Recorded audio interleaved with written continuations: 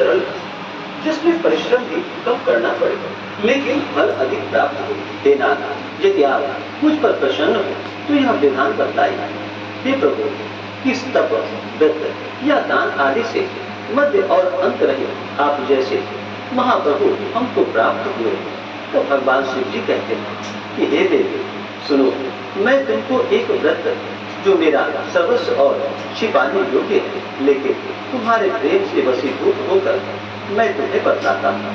जैसे नक्षत्रों में चंद्रमा, ग्रहों में सूर्य, वर्णों में ब्राह्मण, देवताओं में विष्णु भगवान, नदियों में गंगा, पुराणों में महाभारत, वेदों में सामवेद और इंद्रियों में मन श्रेष्ठ है। सब पुराण और वेदों का सर्वस्व जिस तरह कहा गया है, मैं तुम्हें एक प्राचीन व्रत को बतलाता हूँ। एकाग्र से सुनो। जिस व्रत के प्रभाव से तुमने मेरा आधा आसन प्राप्त किया है, वह मैं तुम्हें बतलाऊंगा, क्योंकि तुम मेरी प्रेयसी हो। भाद्रपद मास में हस्त नक्षत्र से युक्त शुक्ल तृतीया तिथि को उसका अनुष्ठान मात्र करने से स्त्रियां सब पापों से मुक्त हो जाती हैं। हे देवी, तुमने आज से बहुत दिन पहले हिमालय पर्वत पर इस व्रत को किया था। यह वृतांत मैं तुमसे कहूंगा। पार्वती ने पूछा कि हे नाथ, मैंने क्यों यह व्रत किया था? यह सब आपके मुख से सुनना चाहती हूँ। तब भगवान शिव जी कहते हैं, भारतवर्ष के उत्तर की ओर एक बड़ा रमणीक और पर्वतों में श्रेष्ठ पूर्वान नामक पर्वत है, जिसके आसपास तरह तरह की भूमियां, तरह तरह के वृक्ष उस पर लगे हुए हैं। नाना प्रकार के पक्षी और अनेक प्रकार के पशु उस पर निवास करते हैं। वहां पहुंचकर गंधर्वों के साथ बहुत से देवता, सिद्धचारण, पक्षीगण सर्वदा प्रसन्न मन से विचरते हैं। वहां पहुंचकर गंधर्व गाते हैं, अप्सराएं नाचती हैं। उस पर्वतराज के कितने ही शिखर हैं, ऐसे कि जिसमें स्फटिक, रत्न और वैदुर्य मणि आदि की खाने खड़ी हैं। यह पर्वत ऊंचा तो इतना अधिक है कि मित्र के घर की तरह सहज कर आकाश को स्पर्श करते रहता है। उसके समस्त शिखर सदैव इनसे आच्छादित रहते हैं और गंगा जल की ध्वनि सदा ही सुनाई देती रहती है। हे पार्वती, तुमने बाल्यकाल में उसी पर्वत पर तपस्या की थी। 12 वर्ष तक तुम उल्टी लटक कर केवल धुआं पीकर रहे। 64 वर्ष तक सूखे पत्ते खाकर रहे। माघ मास में तुम जल में बैठी रहती और वैशाख की Embrace the power of knowledge. Shravan के महीने में जल बरसता तो तुम भूखी प्यासी रहकर मैदान में बैठी रहती थी।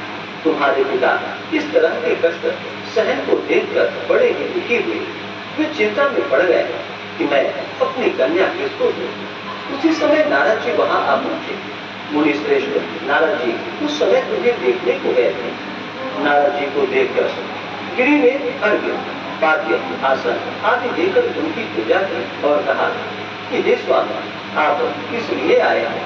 मेरे अहोभाग्य, आपका आगमन मेरे लिए बड़ा ही अच्छा है। नारद जी ने कहा कि हे पर्वतराज सुनो, मैं विष्णु भगवान का भेजा हुआ आपके पास आया हूँ। आपको चाहिए कि यह कन्या रत्न किसी योग्य वर को दे।